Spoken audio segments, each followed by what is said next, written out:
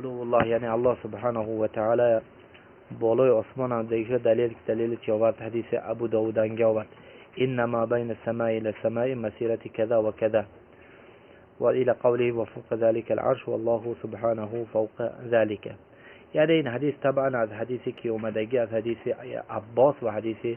ابن مسعود. نعم حدیث ابن مسعود طبعا چی گفتیم یعنی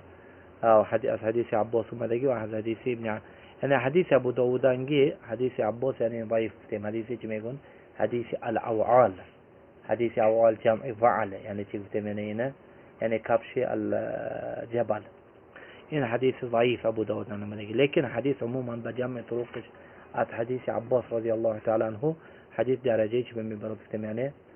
صحيح بمبارك تيم صحابي تي قلت له وانده قلت الحديث روية من أوجه صالحة يعني يعني حديث صالح يعني صالح للاحتجاج حديث حجت کرده میشد يعني بین هر یک عثمان بین زمین و عثمان چند ساله مسیره های 500 ساله مسیره های و بین هر یک عثمان مسافه چنده 500 ساله های و میخواد ذکر کرده سونی چی گفت یعنی بالای هفتم عثمانند عرش و بالای عرشند چی الله سبحانه و تعالی ولا يخفى عليه شيء نعم في الارض يعني الله تعالی بالای آسمانند عرشش های و بالای عرشند که های الله سبحانه و تعالی. اذن این چوی نص صریح که الله سبحانه و تعالی بجابه الله سبحانه و تعالی بالای عرش به الله سبحانه و تعالی بجابه بدست بالای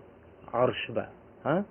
يعني این دلیل صریح که علو الله عز وجل به دلالت میکند. يعني نعم همین خیلی حدیث میانده گفت که فهذا وما اشبهه مما اجمع السلف رحمهم الله تعالى على نقله وقبوله. يعني مثل همين حديث آياته يعني نعم آياته كي أوار أأمنتم من في السماء نعم يعني آياته بسيار أوار يعني حديثه بسيار أوار أقوال علماء ها أقوال مثلا إجماع همش نقدرهم ها إجماع مثلا ابن عبد البر وإجماع نعم أبو عمر الطلمانكي وإمام الترمذي وإمام أوزاعي نعم يعني إن شيء علو الله عز وجل يعني الله سبحانه و تعالی بالای آسمان هم بدهیش به چی گفتیم یعنی این به دلالت میکنه که قرآن سنت قرآن انده چی ده ها دلیل ها یعنی نعم يعني الله سبحانه سوره ملك عنده أأمنتم من في السماء يخسف بكم الأرض أأمنتم من في السماء يرسل عليكم حاصبا نعم يعني نعم كذلك قصة موسى فرعون عنده نعم يا هامان ابن لي صرحا إلى قوله نعم فاطلع إلى نعم فاطلع يا هامان ابن لي صرحا فاطلع إلى يا هامان ابني لي صرحا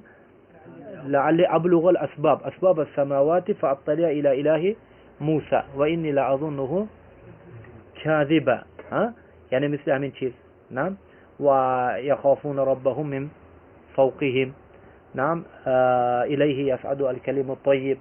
نعم قضي عيسى عليه الصلاة والسلام نعم إني رافعك ومتوفيك رافعك يعني الرفع يكون كذا إليه يصعد الكلم الطيب والعمل الصالح يرفعه يعني حدي آياتي بسيار يعني آياتي شوي آياتي بسيار يعني سبح اسم ربك الأعلى يعني آياتي بسيار كي بدلالة مكت همش علو الله عز وجل به. أما حديثه يعني حديث خيل مشاهد كتيم يعني حديث يعني شيء قولي وعملي وإقراري. قولي يعني قفتم صبيش دقيشة يعني رسول صلى الله عليه وسلم شو بيقول يعني سبحان ربي الأعلى ما قفت نعم ما قفت كي عليه الصلاة والسلام أيأمنني من في السماء ولا يأمنني من في الأرض نعم أيأمنني من في السماء ولا يأمنني من في الأرض ما قفت نعم. وكذلك أمر إقراري عند حديثي عملين ده يعني رسول صلى الله عليه وسلم شو بيقول حجة الوداع ده نعم اللهم اشهد گفته انگشتش آسمان بکره اون آدمو بیانه به عملش اشاره کرد که یعنی چی الله تعالی بجونده آسماننده بده که اشاره کرد. و حدیث اقراری حدیث جاریه الله تعالی رسول الله صلی الله علیه و سلم جاریه به چی گفت این الله تعالی در کجا جاریه چی گفت فی السما گفت نعم یعنی غلام زن فی السما در آسمان بالای آسمان بیانه و رسول صلی الله علیه و سلم این چیز اقرار کرد نعم. و اجماع یعنی تمام اهل علم مسلمان ها جمع شدن که یعنی الله تعالی کجا بالای عرش بودنش به جمع شدن و این اجماعی که گفتیم یعنی امام ترمذی و امام نعم اوزاعی و امام ابو عمر طلمانکی و ابن عبدالبر نم النمیری رحمهم الله این اجماع نقل کردن. و كذلك یعنی چه عقل دلالت میکند. گفتیم عقل برای اینکه مثلا معروف که یعنی الله سبحانه و تعالی اجابه میشد، یعنی یا پست میشد یا بالا میشد. با عقل کتی فهمیدیم که یعنی پست یعنی پستی، ها یعنی لایق الله تعالی نه، اذن چی میموند؟ یگونه بالا میموند، هم بالا میموند. و فطرت گفتیم فطرت انسان یعنی اصل خلق انسان، الله تعالی همین چیز به خلق کرد که انسان یک چیز که شد مباشرتا چی میکند؟ یعنی یا الله یک مصیبت یک چیز، یعنی یا الله گفته که جواب تک به نمینگرد، راست چپ پیش قفا بنه که جواب مینگرد، مباشرتا میخواهد یا نمیخواهد چی، یعنی بالای آسمان به مینگرد، یعنی ها بالای چی به مینگرد، بالای آسمان میگشته، یا الله گفته که جواب آسمان به نگاه میکند. یعنی اذا همه دلیل ها دلالت میکند که الله سبحانه و تعالی جنده بالای آسماننده بدگی چی میکند، یعنی دلالت میکند.